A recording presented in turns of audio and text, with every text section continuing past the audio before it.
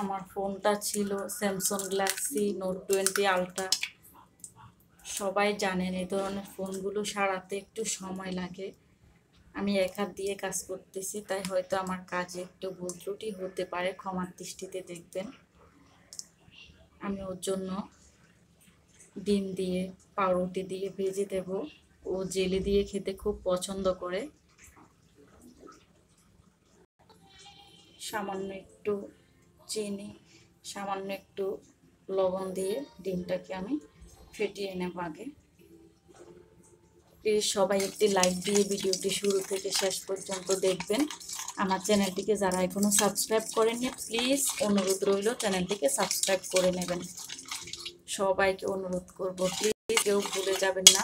আমি খুব শীঘ্রই নতুন কোনো ভিডিও নিয়ে, নতুন কোনো রেসিপি নিয়ে আপনাদের সামনে চলে আসব। আমি জানি আমার ভিডিও সাউন্ড কোয়ালিটি এতটা ভালো হবে না যে সবাই দেখবেন, তবুও রিকোয়েস্ট করব।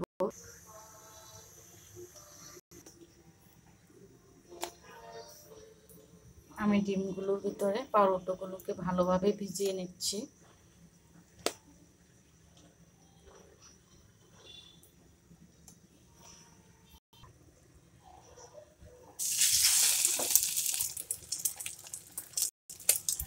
এপাশ ওপাশ করে পাউরুটিটা বেজে নিচ্ছি। আমার সত্যি মনটা খুবই খারাপ, কারণ আমি আপনাদের সামনে নতুন ভিডিও দিতে পারছি না। আমার নিজেরও খারাপ লাগতেছে। সব থেকে বেশি খারাপ লেগেছে আমার ছেলেদের। আমার ছোট ছেলের জন্মের পর থেকে যত ভিডিও, যত ছবি আমি সবই মোবাইলটা দিয়েই তুলেছিলাম। আমার যে ফোনটা নষ্ট হয়েছে, আমার সেই ফোনটার ভিতর থেকে আমি কোনো কিছু সরাতে পারিনি, কারণ আমি জানতাম না আমার ফোনটা অবশ্যই নতুন, যার কারণে আমি ফোনটা থেকে কিছু সরাইনি। এক হাত দিয়ে ভিডিও তৈরি করা আসলে অনেক টাফ ব্যাপার। আমি হাতের কাছে যা পাচ্ছি সেটা দিয়ে এখন কাজ করতেছি। আমি জানি না ওনারা এত সময় কেন চেয়েছেন। 1 মাস সময় লেগে যাবে একটা ফোন কাস্টমার কেয়ারে দিলে। আমি যদি জানতাম, আমি তখন ফোনটা আমার ছেলের সামনে রাখতামই না।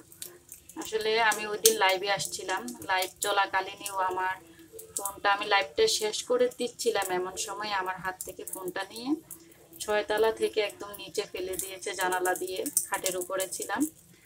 দেন পরে আমি এটাকে অনেকক্ষণ খুঁজে পাইনি। পরে খুঁজে পাওয়ার পর দেখি ফোনটা আর কাজ হচ্ছে না, ডিসপ্লে চলে গেছে। এত উপর থেকে পড়লে তো এটা নষ্ট হওয়ারই কথা।